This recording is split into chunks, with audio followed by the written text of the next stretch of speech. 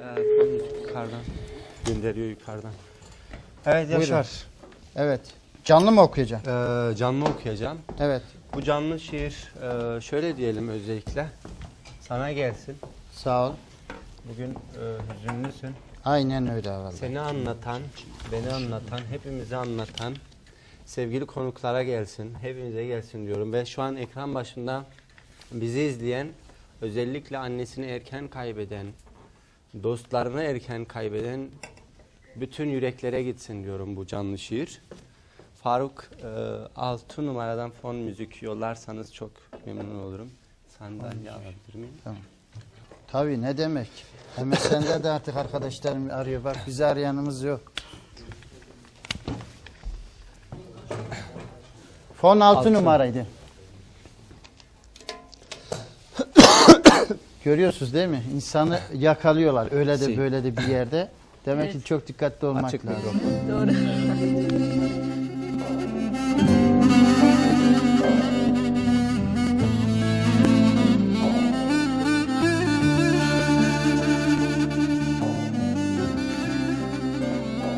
En çok sende yandı kalbim. Ve yatılı bölge okulunda boş bir araziye bakan çocuksu yüzüm. İlk defa bittiğine inandığım bu yaralı sevdanın ardından sonra sana verebileceğim tek bir şiir kaldı. Acaba sen bana ait neyi geri verebileceksin? Ayın en soğuk aralığında Nisan'a en yakın söylenecek söz hangisiyse artık. Sırada hangi mevsim, hangi acıyı, ne kadar, ne zaman getirecek bilmem ama sol yanım sende kaldı. Boş bir sayfada yeni bir hayata başlık atmak, yer değiştirmek, isim takmak gereksizdi aslında. Doğduğum yerde de yaşanılacak kadar yaşam vardı ama süresi uzatılsaydı savaşların, durdurulabilseydi bu kardeş kavgası. Ah sevdiğim ah, memleketimden ve senden uzak kalmak kimin umurunda? Uzak, hangi gemi yanaşırsa limana, bu saatte sadece gel sarıl, yalnızım diyen ve sevdasını kaybedenler geçer arka sokaklardan. Okşamaz kimse yabancının saçlarını, herkes payına düşeni alır ağrıdan. Medcezir olur içim bulanırım ve parçalanırım bir ülkenin kar altında kalmış en sakin kentlerinde. Hep ayrı pencerelerde dona kalmış, uzaklara bakmış, hep birilerini beklemiş.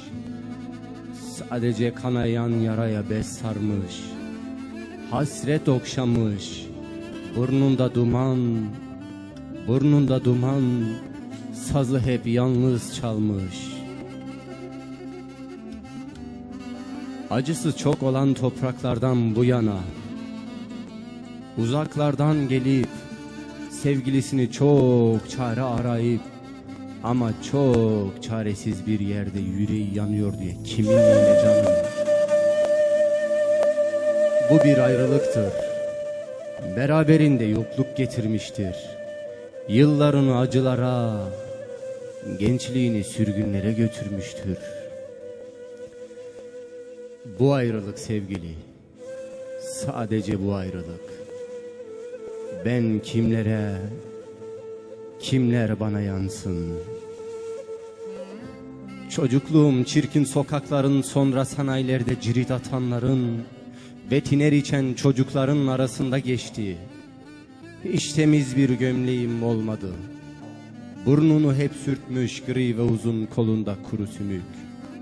Hep kirli giyimli, hep kırışmış, nem tutmuş yaprakların arasında kaldı dizelerim. Ah sevgilim ah.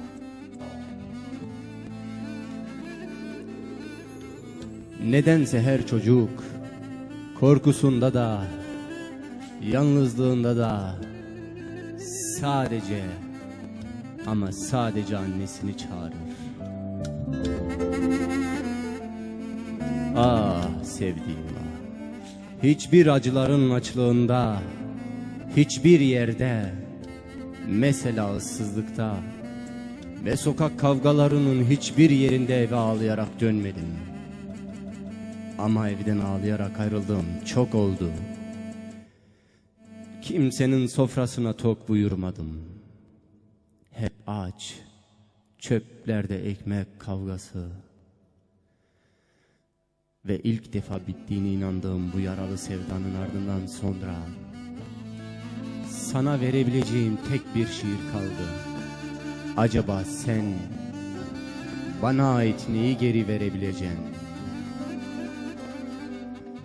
Ah sevgilim, çocukluğumdan bu yana hep ayrı çıplak gezmişim. Bin kapıdan hüzünle ayrılmışım. Yürümekten hep pişman. Ah sevgilim, çok üşüyorum. Cehennemin kapısına yol hangi yol gidiyorsa artık, sırada yanacak kavrulacak ne varsa artık, yanarsa yansın kimin umurunda. Ah sevdiğim ah. Nedense her çocuk korkusunda da yalnızlığında da sadece annesini çağırır.